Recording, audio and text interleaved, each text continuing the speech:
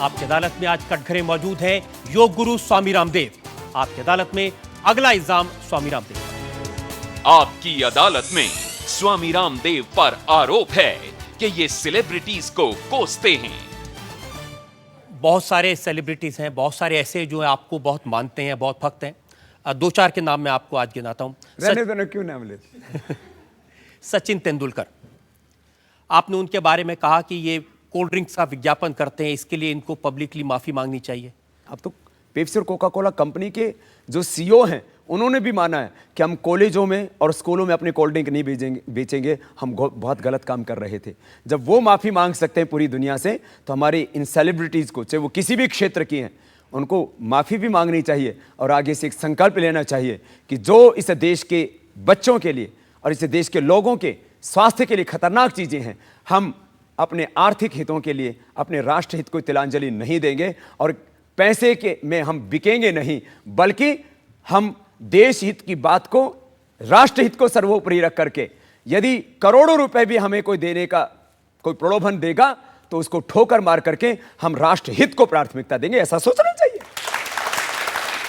स्वामी जी, वो कोई योग गुरु तो है नहीं, वो समाज को वो इस देश के नागरिक तो उन्होंने समाज को सुधारने का ठेका तो लिया, तो बिगाड़ने का ठेका ले रखा।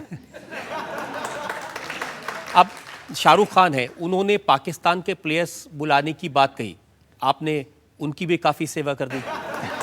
नहीं, मैंने किसी का भी नाम लेकर के मैं फिर से कहना चाहूँगा, भाई तेंदुलकर जी का मैं सम्मान करता हूँ, हमारे खान साहब हैं या तमाम हमारे, मैंने तो अमित जी से भी इस बात को कहा था जब पहली बार वो मुझसे मिले, तब मैंने उनसे कहा था, और मैं धन्यवाद करता हूँ, उसके बाद उन्होंने कोल्ड ड्रिंक का ऐड नहीं किया। मैंने उनसे इसी बात को कहा था बच्चन ने, हाँ, पहली बार जब मुझसे मिले मुंबई में और उनको हमने योग का सेशन दिया, वो एक जो है पहली बार मैं आपके सामने इस बात को कह रहा हूँ, वो एकदम प्राइवेट सेशन था कि उनको सीखना था। हमने कहा कि हमें इससे कोई पब्लिसिटी नहीं लेनी है।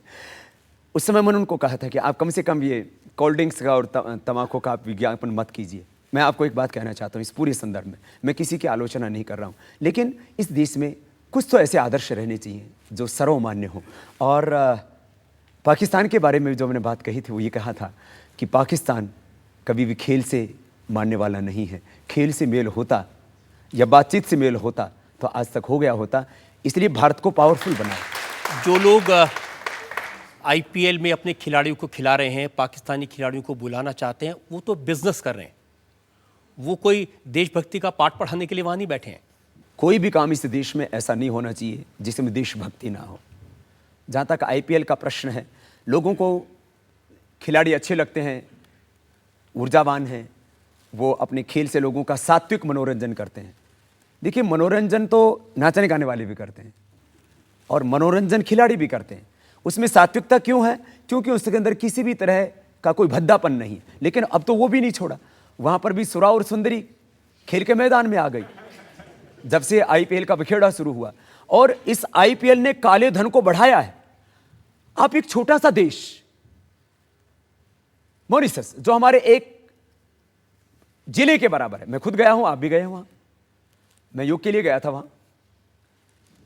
मैं आपको एक बात कहना चाहता हूं, वो गरीब देश है दुनिया का। वहां पर कोई बहुत बड़ा इंफ्रास्ट्रक्चर नहीं है, बहुत बड़ी कोई इंडस्ट्रियां नहीं है, और हमारे भारतीयों ने उस देश को खड़ा किया। वहां से इस देश के अंदर करीब 1-2 हज़ार करोड़ नहीं, 10-20 हज़ार करोड़ नहीं, करीब लगभग 1.5 लाख करोड़ रुपए वहां से आ जाता है इस हिंदुस्तान में। कहां से आ रहा है? इन बेईमानों का काला धन वहां से घूम करके आता है। इस सरकार को यह चाहिए कि वहां पर से जो इस तरह से काला धन लेकर के आ रहे हैं उसके ऊपर भी कार्रवाई करे। ये तो बहुत बड़ी साजिशें इस देश में चल रही हैं। एक आईपीएल क्या, यहां जहां देखो, कहते हैं ना, बर्बाद गुलिस्ता करने को एक उल्लू काफी है। यहां तो हर शाख पर उल्लू बैठा हुआ है और पूरे देश को अंधेरे में, पूरे देश को जो है बर्बादी के रास्ते पर ले जाने की कोई कसर नहीं छोड़ी है। इसलिए इसका समाधान तो रजत जी एक ही है। हमारे माननीय प्रधानमंत्री जी कई बार स्टेटमेंट दे चुके हैं, हम काले धन को वापस लाने के लिए प्रयत्न कर रहे हैं। मैं उनसे खुद मिला हूं, मैंने कहा इसके लिए आप एक काम कर दीजिए, बड़े नोट, वैसे तो मैं कहता हूं 100, 500, 1000, ये जो है जितने भी नोट हैं इनको, और यदि पूरा नहीं कर सकते तो 500, 1000 के बड़े नोट एक बार रिकॉल कर लीजिए, करेंसी रिकॉल। और जो पहले से छपे हुए नोट हैं उनको आप जो है एक्सपायरी घोषित कर दीजिए, नए नोट लेकर के आइए। इससे करीब देश को अनुमान से लगभग 150 लाख करोड़ रुपए मिलेगा। हमारे माननीय प्रधानमंत्री जी कहते हैं कि इस देश को खड़ा करने के लिए हमें लगभग 50 लाख करोड़ रुपए की जरूरत है, उससे 3 गुना ज्यादा स्ट्रॉन्ग हम पावरफुल हम भारत बना देंगे। तो ये काम क्यों नहीं करते करेंसी रिकॉल का? जब आपने प्रधानमंत्री के सामने ये सब पक्ष रखा तो उन्होंने क्या कहा आपसे? रजत जी, मैं इस बात के लिए उनकी तारीफ करना चाहूंगा, माननीय प्रधानमंत्री जी की। वो, मैं ये तो नहीं कहूंगा इस चोरों के बारे में, लेकिन क्योंकि उसमें अच्छे भी लोग हैं बहुत, लेकिन इस राजनीतिक इस गंदगी के बीच में वो एक ऐसे खिलते हुए पुष्प हैं जिनके ऊपर व्यक्तिगत रूप से देश व्यक्तिगत रूप से ये कहता है कि बड़े ईमानदार हैं, बड़े सच्चे अच्छे इंसान हैं। तो उनको जब मैंने बात कही तो उन्होंने कहा, स्वामी जी मैं जब रिजर्व बैंक का गवर्नर था तब मैंने भी इस बात को उठाया था और फिर मुस्कुरा दिए। बोले जो करप्ट सिस्टम है उसने मेरी बात नहीं चलने दी। मैंने कहा अब तो आप प्रधानमंत्री हैं, तब फिर और थोड़े मुस्कुरा दिए। मैंने उनकी मुस्कुराहट में उनकी मजबूरी को समझ करके कुछ भी न कहना ही अच्छा समझा। लेकिन सच्चाई ये है स्वामी जी कि जिन लोगों का काला पैसा बाहर है और जिस काले पैसे के खिलाफ आपने कैंपेन चलाया है, उनको ज़रूर ये लगता है कि ये आदमी हमारा दुश्मन है। रजत जी, ये सच है कि जो लोगों के मैंने खिलाफ ये अभियान शुरू किया है वो इस देश में बहुत ताकतवर है। और काले धन का जो अभियान है इसमें तो देश ही नहीं पूरी दुनिया के ताकतवर लोग सम्मिलित होंगे, क्योंकि भारत का धन करीब जो काला धन है 70 देश से ज़्यादा देशों में लगा हुआ है। तो भारत ही नहीं 70 से ज़्यादा देश और वहाँ के जो पावरफुल जो पॉलिटिकल और जो कॉरपोरेट जगत से जुड़े हुए लोग हैं वो सब हिलेंगे। सच में काम तो बड़ा खतरनाक कर दिया है। इतने ताकतवर लोगों से लड़के आपको डर नहीं लगता? मैं आपसे एक ही बात कहूंगा आज कि यद्यपि मुझे कोई डर नहीं है, क्योंकि मैंने अपने आप को शरीर नहीं आत्मा के रूप में देखा और नैनम चिंतन्ति शस्त्राणी को पढ़ा नहीं, मैं उसको जीता हूं। और मौत से डरता तो ये काम ही शुरू नहीं करता। लेकिन आपसे एक बात जरूर कह रहा हूं, यदि ये कुटिल लोग, ये बेईमान लोग यदि कोई षड्यंत्र करें तो देश के लोगों को ये समझना चाहिए और ये समझ लें, मैं रहूं या ना रहूं इस दुनिया में, लेकिन यदि मेरे अस्तित्व पर कोई आंच आएगी तो उसके लिए जिम्मेदार कोई और नहीं, ये सरकार होगी। इसलिए सरकार की जिम्मेदारी है, मुझे कोई डर नहीं है, डरेंगे ये सरकार वाले, क्योंकि यदि मैं न रहा तो मुझसे पहले ये मरेंगे। हमारी कामना है, देश के करोड़ों की कामना है, आप बहुत साल तक जिएं, देश की सेवा करें, जो आप करना चाहते हैं वो करते रहें। इस वक्त हम एक ब्रेक के लिए रुकेंगे और ब्रेक के बाद आपकी अदालत में स्वामी रामदेव पर जनता के मुकदमे का एक और रजत जी, आपने बहुत सवाल पूछ लिए, मैं आपसे भी पूछता हूँ, पहले ये बात आपके सामने ये चीजें नहीं आई? बिल्कुल आती हैं, क्यों नहीं आती हैं? आई ना जी। आपने कैसे मुकाबला किया? योग शक्ति से।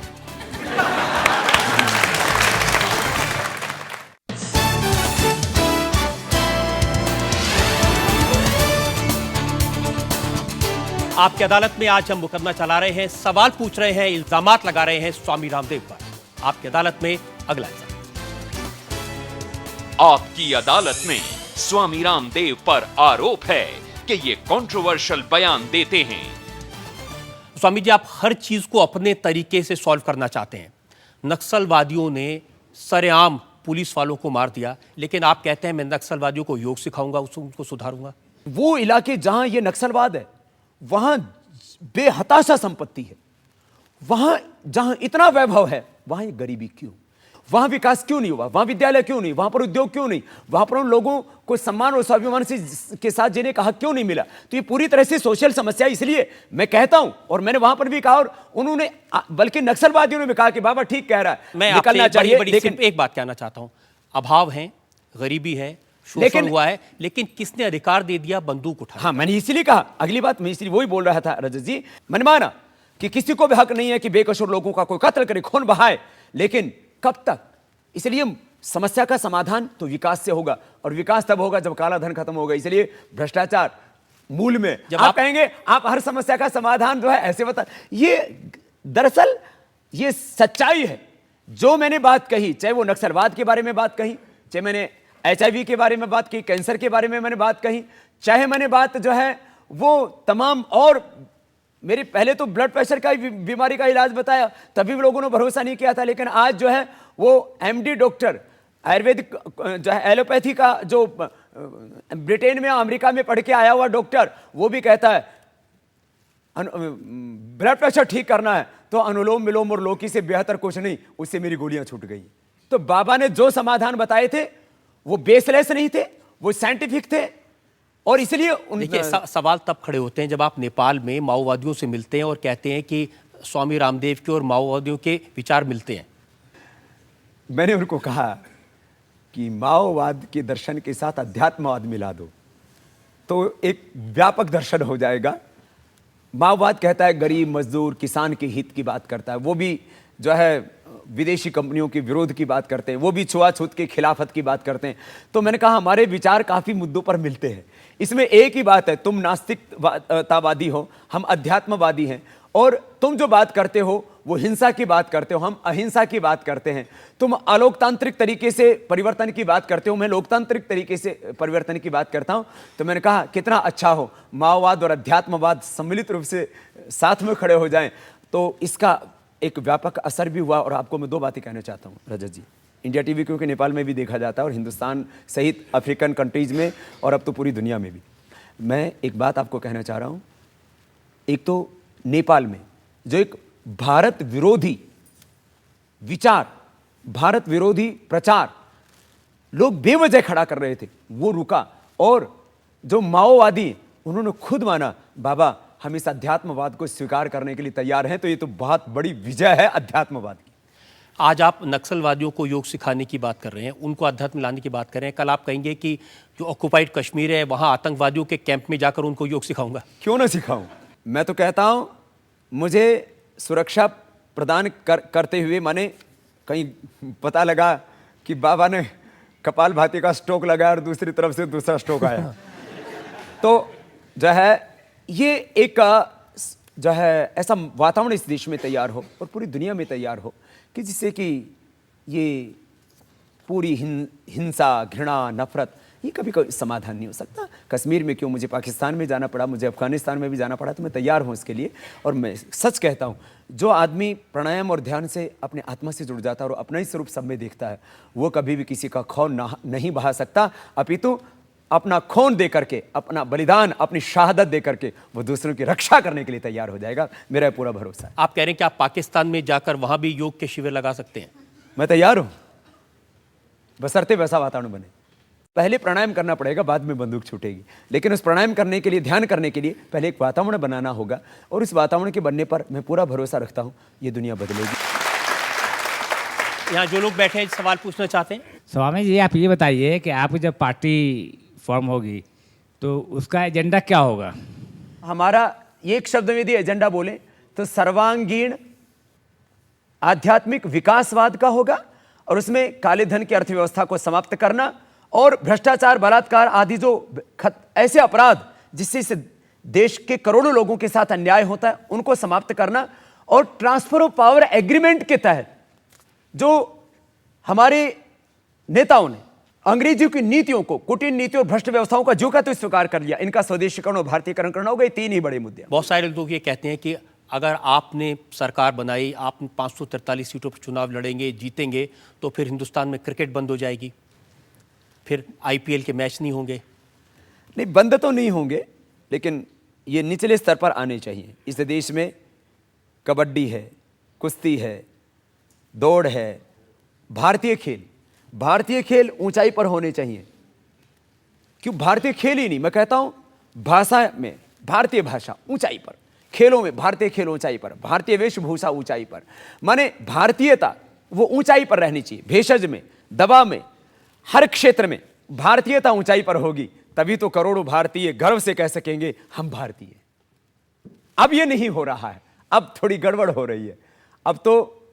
अब कॉमनवेल्थ गेम हो रहे हैं। ये अंग्रेजों के जो गुलाम देश थे उनका एक संगठन था। या तो इस कॉमनवेल्थ जो गेम्स होते हैं पूरी कमेटी, उसका नेतृत्व भारत को करना चाहिए। आज भी ब्रिटेन इसका नेतृत्व करता है और हम उनकी महारानी के सामने हाथ जोड़ते हैं जाकर के। कहीं तो हमारा सम्मान और स्वाभिमान बचना चाहिए। हर क्षेत्र में हमने अपना सम्मान और स्वाभिमान खो दिया। भारत स्वाभिमान का मकसद यही है, चाहे खेल का क्षेत्र हो, चाहे वो राजनीति का क्षेत्र हो, चाहे भाषा का क्षेत्र हो, तकनीकी का क्षेत्र हो, व्यापार का क्षेत्र हो, सब जगह भारतीयों का सिर आसमान में सबसे ऊंचा होना चाहिए, ऐसा हम करना चाहिए। स्वामी जी, आपने तो बड़े अच्छे काम किए, स्वाभिमान की बात की, लेकिन इस देश में धीरे धीरे बाबाओं पर से लोगों का विश्वास खत्म होता जा रहा है। कोई बाबा वेश्यावृत्ति करवाते हुए पकड़ा जाता है।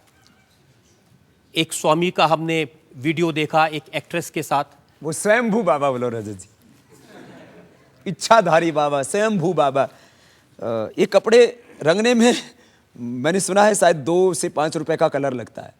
तो साधु के भेष में तो रावण भी आया था, उसने माता सीता का हरण किया था। इसलिए ये साधु नहीं है, साधु के भेष में रावण है। और साधु का जो व्यक्तित्व है, साधु की जो पहचान है, वो वस्त्र से 1%, चरित्र से 99% है। इसलिए माना कि गिरावट सब जगह आई है, धर्म से लेकर के, राजनीति से लेकर के और तमाम क्षेत्रों में। कौन क्षेत्र बचा है? मीडिया से लेकर के और आम आदमी तक ये भ्रष्टाचार का पूरा का पूरा पाप फैल गया है। अब इसको धोने के लिए हिम्मत तो करनी ही पड़ेगी। हम ये स्वीकार कर लें कि नहीं, इसका समाधान नहीं है, मुझे लगता है ये उचित बात नहीं होगी। हमें हौसला रखना चाहिए और हमको इसको दूर करने के लिए, हर क्षेत्र का भ्रष्टाचार दूर करने के लिए काम करना चाहिए। आपको कभी किसी ने इस तरह से ल्योर करने की, बरगलाने की कोशिश नहीं की? मैं समझा नहीं। जिस तरह के लोग आजकल समाज में हैं, किसी को जीतने के लिए, भ्रष्ट करने के लिए, अगर साफ साफ पूछूं तो इतनी सारी फिल्म हीरोइन आपसे मिलती हैं, तो किसने कभी कोशिश नहीं की आपको जीतने की? रजत जी, आप कहाँ चले गए? कौन सी दुनिया में खो गए? बाबा उस दुनिया का आदमी नहीं है। दरअसल मैं पुराने जमाने का आदमी उस युग में पैदा हो गया हूं भूल से। इसलिए मैं अपनी माँ बहन बेटियां, चाहे वो एक्टर्स हैं, चाहे वो देश की गली मोहल्लों में रहती हैं, उनके भीतर अपनी माँ बहन बेटी को ही देखा है। दूसरा रूप कभी ना देखा था, ना देखता हूँ, ना देखूंगा, क्योंकि उसके लिए मैं पैदा ही नहीं हुआ। या आप सोचते हैं कि आपकी किस्मत अच्छी है कि कभी इस तरह की चीज़ का सामना नहीं करना पड़ा? हाँ, मैं इसकी चपेट में नहीं आया। ये तो माता पिता के संस्कार और गुरुओं का ज्ञान और मेरे मन का संकल्प भी मेरा साथ देता है। ये मैं आपको एक बात कहना जरूर चाहूँगा कि हमारे यहाँ भी बहुत से पत्र आते हैं, बाबा मुझसे शादी करा लो नहीं तो आत्महत्या करके मर जाऊंगे, हमारे लेटर डालते हैं। और कुछ लोग जो है हमने गिरफ्तार भी कराई पतंजलि योगपीठ से, बोले मैं तो बाबा से शादी करने के लिए आई हूँ। ये चीज़ें होंगी। मैं विदेश यात्रा में था तो एक औरत आती है, बोलता मुझे आपसे प्लीज़ अकेले में बात करना है। मैंने कहा मैं अकेले में बात नहीं करता। उसने कहा नहीं मुझे बहुत गंभीर बात करनी है, मैं सबके सामने कह नहीं सकती। मैंने सोचा इसको कोई बीमारी होगी, शायद कहना नहीं चाह रही होगी। तो मंच से मैं पीछे उतरा और ये LA की बात है, लॉस एंजलिस की। तो मंच के पीछे और भी सब लोग खड़े हुए थे, मैं 5 कदम ही उधर गया। मैंने कहा वो बहन, मैंने सोचा शायद कोई सीरियस बीमारी होगी इसकी। तो उसने कहा मेरे पास में पता नहीं कितने 100 करोड़ रुपए की संपत्ति है, मैं अपना सारा धन, अपना मन और अपना ये तन आपको सौंपना चाहती हूँ। मैंने कहा देवी आप, मैंने एक फ़ोन नंबर दे दिया। मैंने कहा आप यहाँ कॉन्टैक्ट कर लेना। मैंने कहा लॉस एंजलिस में तो बहुत कुछ लॉस होने की संभावना है, भागो यहाँ से। रजत जी, मैं बात इसलिए कह रहा हूँ, जब आदमी कामयाबी के एक शिखर पर पहुंच जाता है उसके सामने बहुत प्रलोभन आते हैं। मैं मुंबई के शिविर में था, वहां पर एक बहन आई अपनी माँ को लेकर के। मैं ठहरा हुआ था और बहुत भीड़ थी, क्योंकि मैं रात्रि के 5-6 घंटा 11 बजे से लेकर के और 3 बजे के बीच में मैं विश्राम करता हूँ, ज़मीन पर सोता हूँ। उस समय जो है मेरे पास पब्लिक नहीं होती, नहीं तो हर समय मैं दुनिया के बीच में ही रहता हूँ। वो बहन अपनी माँ के साथ सबके साथ आई, बोला आपने मेरे से विवाह नहीं किया तो मैं आत्महत्या करके मर जाऊँगी। मैं वहाँ से थोड़ा सा साइड में खिसका, आयोजकों से कहा मैंने कहा उसको नीचे जल्दी लेके जाओ नहीं तो मरने वाली है। मैं इसलिए इस बात को कह रहा हूँ कि जब आप एक कामयाबी के शिखर पर पहुँच जाते हैं तब आप से बहुत लोग ऐसे पागलपन में भी कि बस बाबा हमसे प्यार करें, लेकिन उस प्यार का स्वरूप सात्विक होना चाहिए। और हमें तो रजत जी ये दुनिया में ये गंदगी क्या होती है इसको पता ही नहीं था। मैं मुंबई में जब पहली बार मेरा कैंप हुआ तब मैंने देखा कुछ लोग हथेली पर फूंक मार रहे थे। तब मैंने कुछ लोगों से पूछा ये क्या कर रहे हैं, ये हथेली पर फूंक क्यों मारते हैं मुंबई वाले, कि इनके हाथ गंदे हो जाते हैं शिविर के बाद। बोले बाबा जी आपको फ्लाइंग किस देते हैं।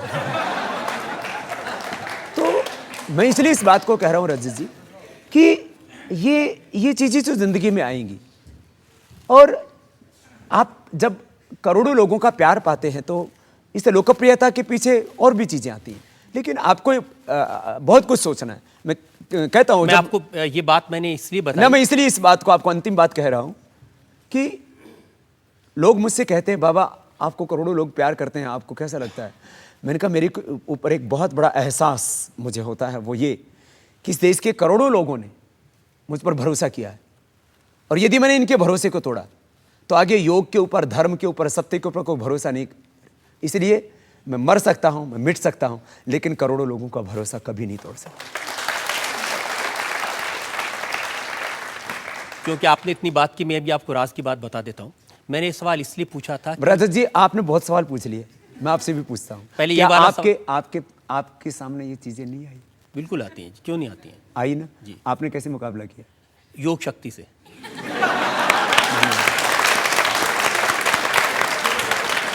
मैंने हर तरह के सवाल आपसे पूछे हैं और आपने बेबाकी से, बड़ी सफाई से हर चीज का जवाब दिया है।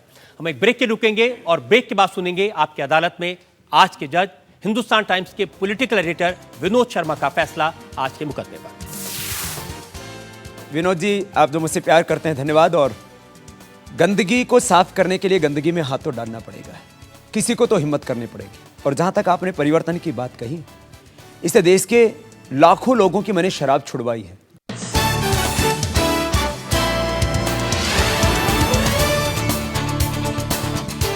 आपकी अदालत में आज हमने पेश किया योग गुरु स्वामी रामदेव को। हमने स्वामी रामदेव से पूछा उनके राजनीतिक इरादों के बारे में, ये जानने की कोशिश की स्वामी रामदेव योग छोड़कर राजनीति में क्यों कूदना चाहते हैं।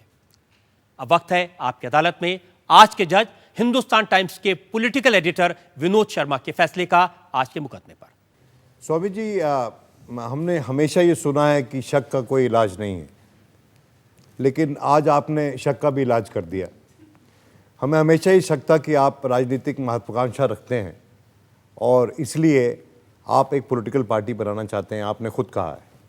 लेकिन इस शक ने एक दूसरे शक को जगह दी है, और वो शक ये है कि स्वामी जी जो लोगों के शरीर का ध्यान रख के इतना अच्छा हेल्थ का ज्ञान देते रहे हैं जनता को, जिसके चलते वो इतने पॉपुलर हुए हैं, क्या वो राजनीतिक क्षेत्र में भी उतने ही पॉपुलर होंगे? आप छोटी सी शुरुआत कर क्या एक नमूना पेश करेंगे राजनीति में आने से पहले कि इस देश की जो इतनी समस्याएं हैं उनका निवारण आपके पास है? जब तक वो आप मिसाल नहीं देंगे तो दूसरे शक का निवारण नहीं होगा। मैं इसलिए ये सरकार, ये अदालत आपको हिदायत देती है कि आप मेरा वोट पाने के लिए एक नमूना पेश करें और क्वालिफाई हों बड़े रण के लिए, और वो छोटा नमूना आप पेश करें, नेक्स्ट स्लाइड की समस्या सुलझाएं। जो लोग शराब पीते हैं बड़े स्तर पर, उसके खिलाफ मुहिम शुरू करें और हमारे सामने पेश करें उन बच्चों को जिन लोगों ने आपके कहने पे शराब छोड़ दी और कार्यरत हो गए देश के उत्थान में। आपको ये करना पड़ेगा स्वामी जी, वरना आप ऐसे गंदगी में उतर रहे हैं जहां पर मुझे डर है, क्योंकि आप बहुत प्रिय हैं हमारे, कहीं आपके कपड़े ना गंदे हो जाएं। मैं आप क्या कुछ कहना चाहते हैं? दो बातें कहना चाहूंगा। एक तो विनोद जी आप जो मुझसे प्यार करते हैं धन्यवाद। और गंदगी को साफ करने के लिए गंदगी में हाथ तो डालना पड़ेगा, किसी को तो हिम्मत करनी पड़ेगी। और जहां तक आपने परिवर्तन की बात कही, इससे देश के लाखों लोगों की मैंने शराब छुड़वाई है और करोड़ों लोगों के जिंदगी में एक सकारात्मक परिवर्तन मैंने पैदा किया है।